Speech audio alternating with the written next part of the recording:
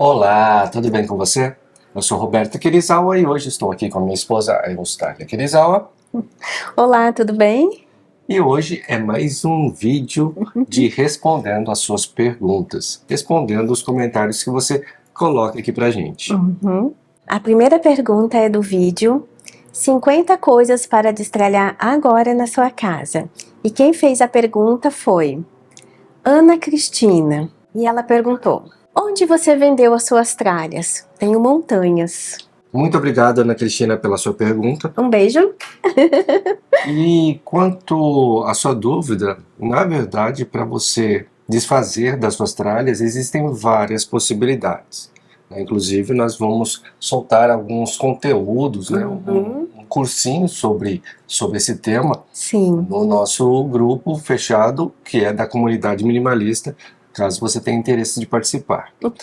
Mas, para você ter uma ideia, a gente pode desfazer das nossas tralhas. Bom, o primeiro passo é verificar se ela está utilizável ou não, né? Se não tiver utilizável, não tem jeito, tem que ser um descarte adequado ali de acordo com o regulamento da prefeitura da sua cidade, né? Porque às vezes tem aqueles lixões certo para colocar, ou às vezes tem que pedir para retirar, então vai de acordo com o regulamento da sua prefeitura. Mas se está em bom estado, você tem algumas opções, desde vender, doar, né?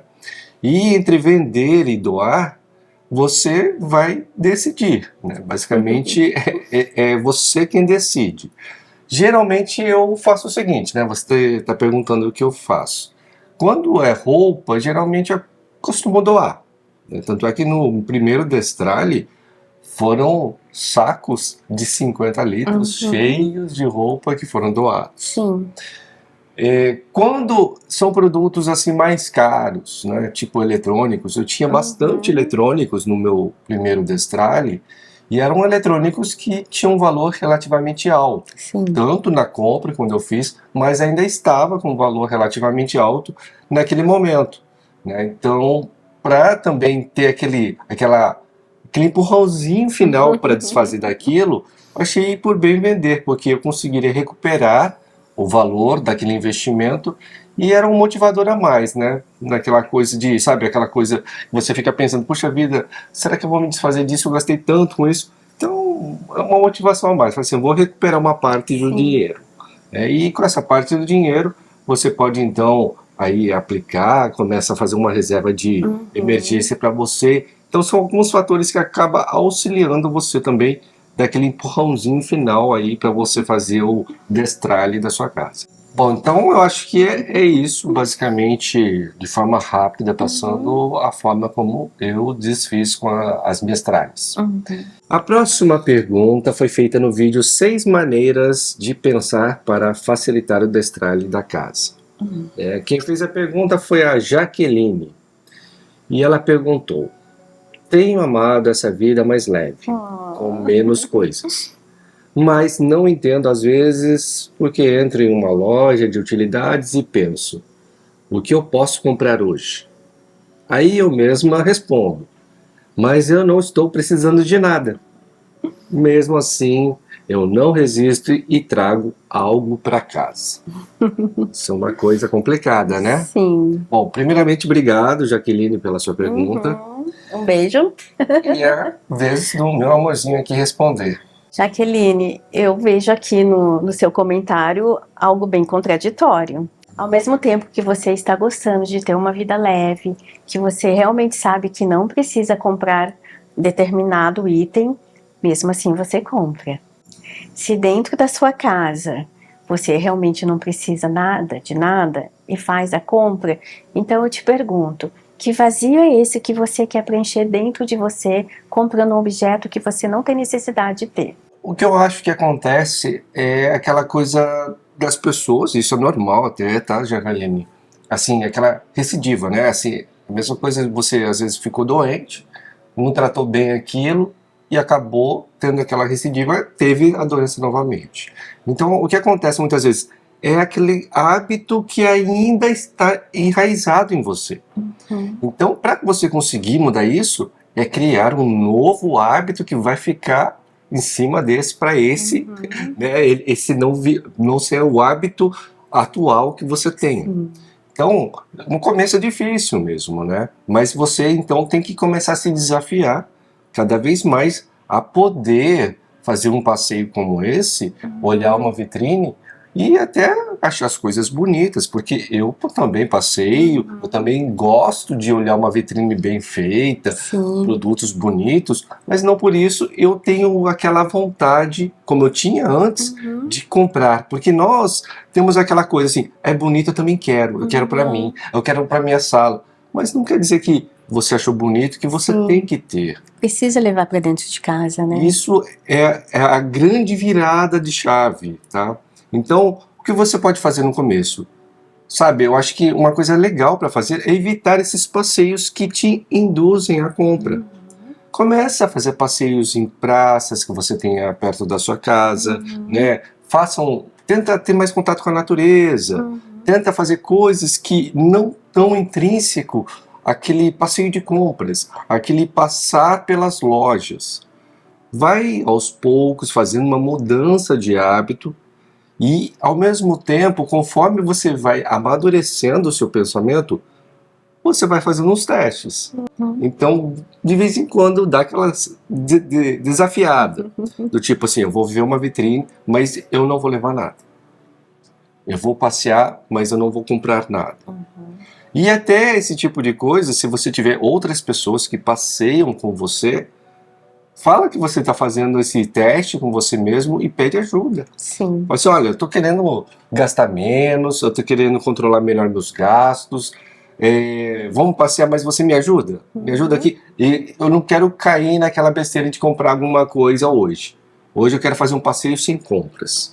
Aproveitando o gancho que você falou do passeio, né, um passeio da natureza, você pode aproveitar esse momento para fazer uma reflexão, se conhecer melhor, pensar mais, né, sobre a sua vida, sobre as coisas que são essenciais para você, o que faz realmente diferença. O autoconhecimento é poderoso. A partir do momento que você se conhece bem, você não vai desperdiçar mais tempo e dinheiro em coisas que não vão te trazer uma vida plena, uma vida leve. Inclusive, uma coisa que eu aconselho é você fazer o desafio, né? Inclusive, a gente vai lançar alguns desafios na comunidade, né? O desafio de passar, por exemplo, um mês sem comprar nada. Esse é uma ótima coisa para você fazer aquela virada de chave que eu te falei. Eu fiquei 1 ano sem comprar nada, absolutamente nada. O que acontece? Você, quando se desafia, né? Fala assim, eu vou passar um mês sem comprar nada. E aí, você começa a riscar no calendário ali. Dia 1, pá, risca ali, não comprei nada. Dia 2, risca ali, não comprei nada. E você vai fazendo, vai montando aquela corrente. Ai, é tão satisfatório. Quando você chega lá no seu dia 10, dia 15, lá riscando, que não comprou nada, e aí você tá caindo naquela tentação, querendo comprar alguma coisa, aí você logo lembra, né? Poxa vida, a minha corrente tá tão bonita ali, todo dia riscado, sem comprar nada, eu vou estragar ali. Não, vou segurar. Eu vou me manter ali fiel ao meu objetivo.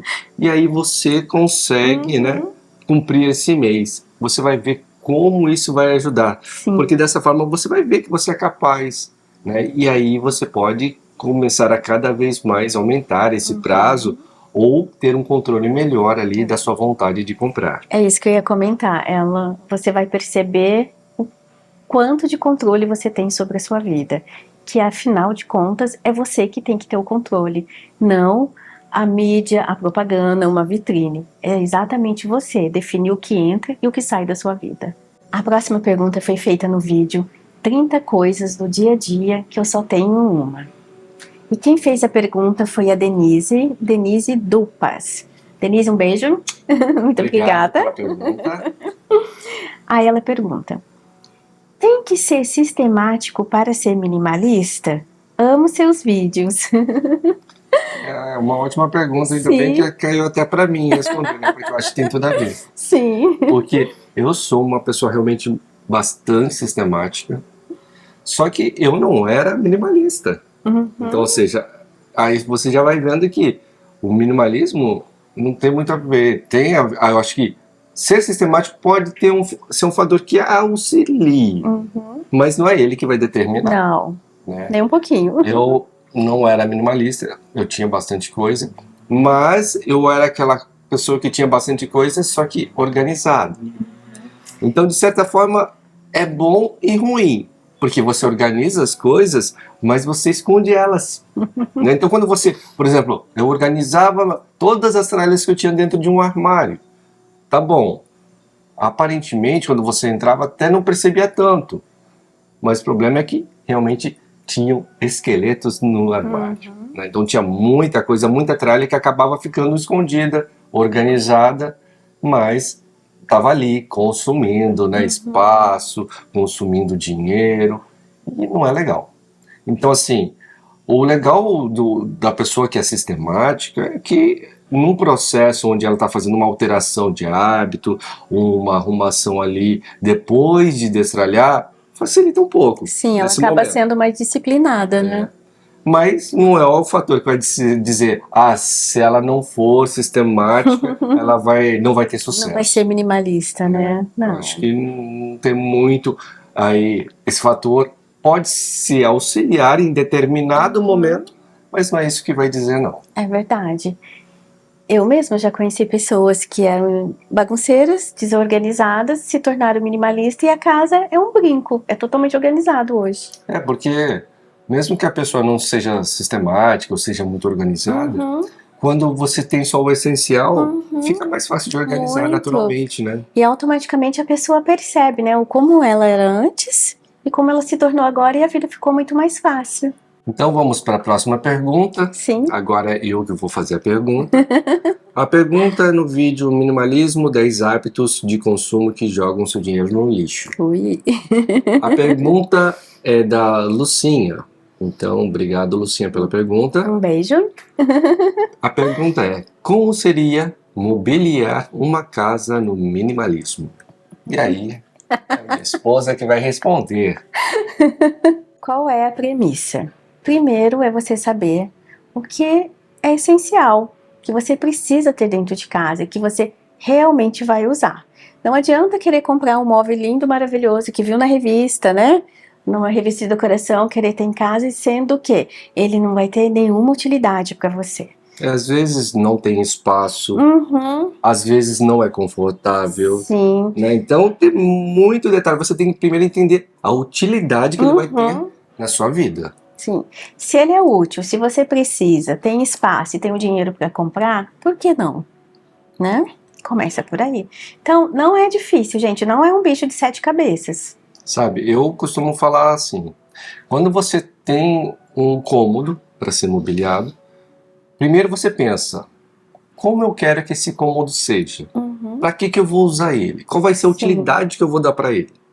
E aí, você pensando dessa forma, você naturalmente vai entender que ele vai ter que ter alguns móveis, outros não vão precisar. E aí, entendendo isso, entendendo o ambiente, como você quer, como que você quer usar, aí fica mais fácil de você entender também os móveis que você vai precisar para ele. Acho que muitas vezes as pessoas, elas trocam os pés pelas mãos, né? Saem comprando, achando tudo que isso é bonito, isso é lindo, maravilhoso. Mas muitas vezes nem se combinam. Né? Daí fica aquele ambiente carregado, porque as cores também, querendo ou não, deixam o ambiente carregado. Então a pessoa não se preocupa nem de casar as cores. Exato. Então tudo isso você tem que fazer antes. Né? O planejamento. O planejamento. Como você quer as cores, como você quer o ambiente, como você vai usar esse ambiente. E a partir daí você vai naturalmente entender o que você vai precisar ter nesse ambiente. Eu gosto de imaginar e eu gosto de sentir. Eu fico no ambiente e fico imaginando, eu fico sentindo como seria viver naquele ambiente com esses móveis. Aí, a partir do momento que eu já tenho a certeza do que eu quero e preciso, aí eu saio em busca.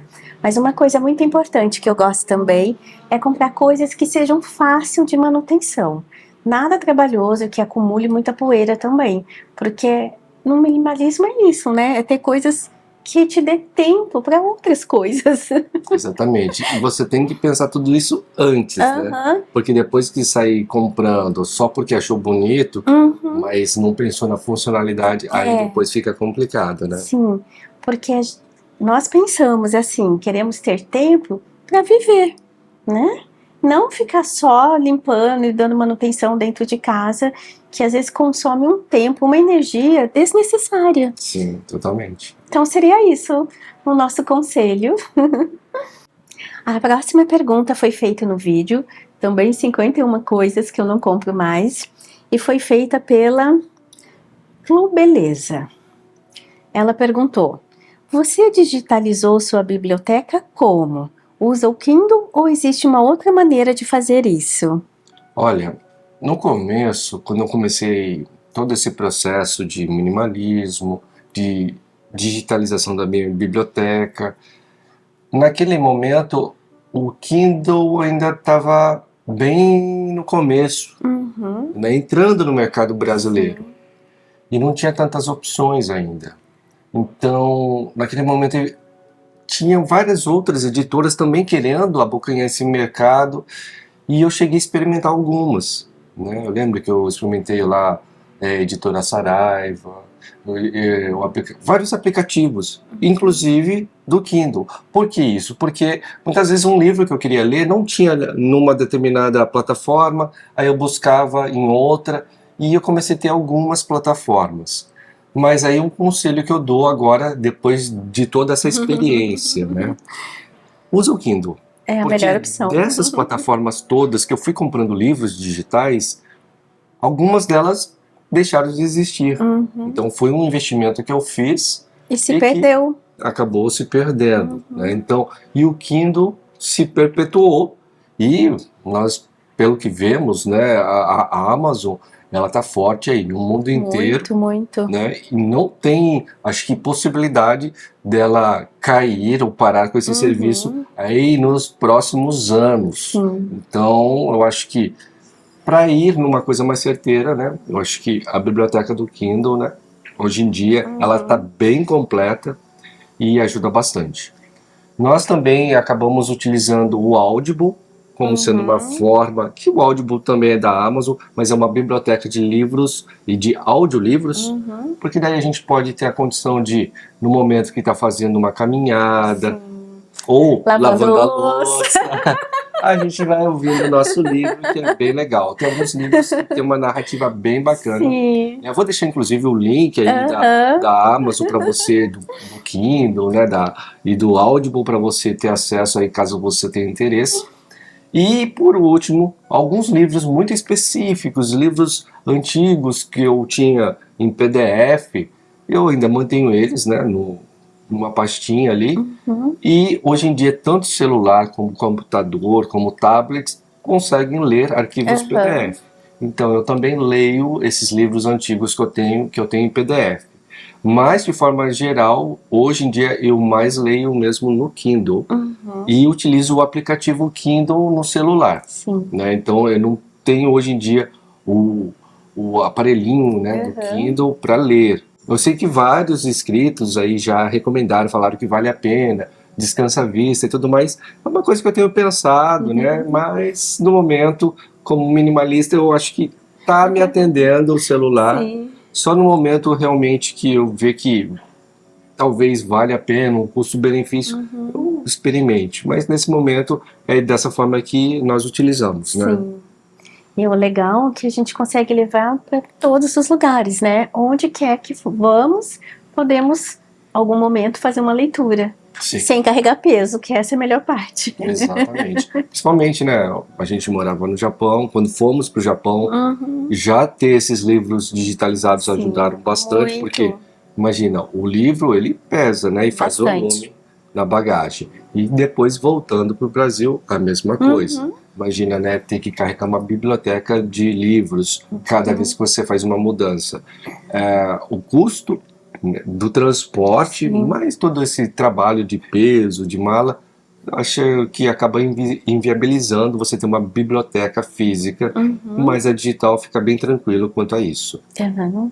Bom, então esses foram os comentários desse vídeo.